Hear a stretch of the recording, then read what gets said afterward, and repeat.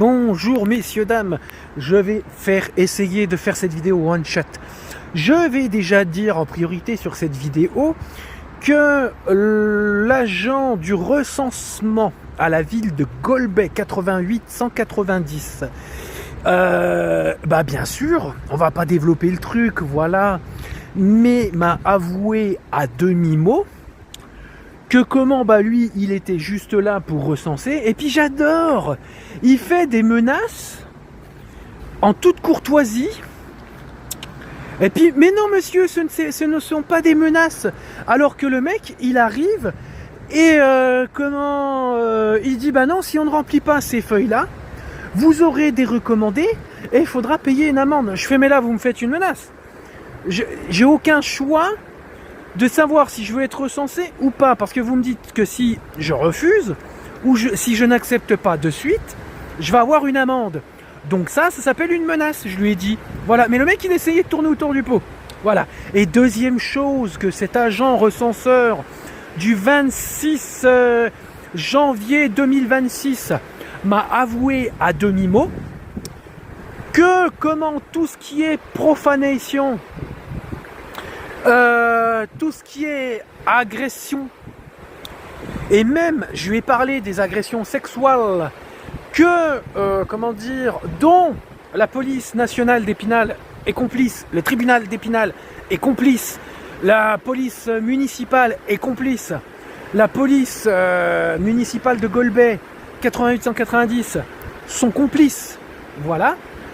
Il m'a dit que de toute façon sa hiérarchie en avait rien à faire, que la mairie de Golbey en avait rien à faire s'il y avait des manquements déontologiques, et que si la police travaillait mal et qu'il y avait des agressions qui se produisaient sur Golbey, et que les profanations, il en avait rien à faire non plus.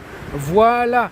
Que eux, ce qui compte, c'est faire leur petit recensement, leur petit billet, et ils en ont rien à faire si dans leur ville tu vis en sécurité ou pas, ou si tu es en danger, voilà, mais ils s'en foutent, voilà. Deuxième chose aussi à dire, que je vais essayer d'être rapide dans la vidéo, on me dit ouais Nico, t'en veux à tout le monde, blablabla, t'as aucun respect, faut savoir que dans la police ou ailleurs, ils sont pas tous mauvais, tous méchants, il y en a des bons et des méchants, machin, et ils font leur travail. Je vais vous donner une anecdote. Il m'arrive de prendre le bus à Épinal, ou même quand je rencontre des agents de sécurité dans des administrations ou dans des supermarchés ou autres, là oui, tu peux dire le mec fait son métier, ils le font bien, et même le contrôleur dans le bus, il fait son métier, il contrôle. Excusez-moi, le mec, il te respecte, il a un sourire, il fait son taf, tu payes ton billet, il viendra pas te chercher, il en a rien à faire. Et voilà, et en plus de ça, il est ouvert au sourire dans le bus. T'es sympathique avec le contrôleur du bus, par exemple, le mec répondra positivement, et voilà, il sera... Alors que tu fais ça à un policier, les policiers, vous avez les chevilles qui enflent, vous vous prenez pour des Superman, vous vous croyez au-dessus des lois, et puis vous êtes... Ouais, le mot qui synthétise un policier, c'est quoi? C'est frustration.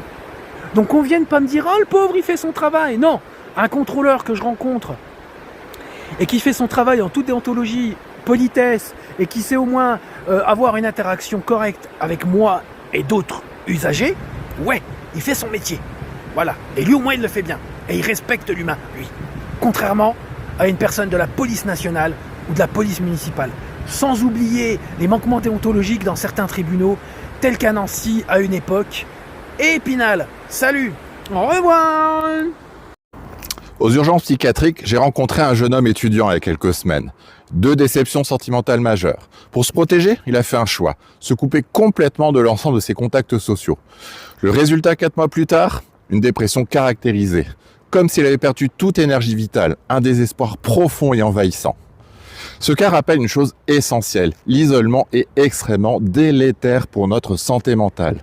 Le sens, le sentiment d'appartenance, le soutien, le contact social ne sont pas accessoires. Ce sont de véritables facteurs protecteurs, un engrais indispensable pour notre bien-être. En tant que psychiatre, il me semble nécessaire de le rappeler. Se couper des autres pour ne plus souffrir expose parfois à souffrir bien davantage. Alors, restons en lien.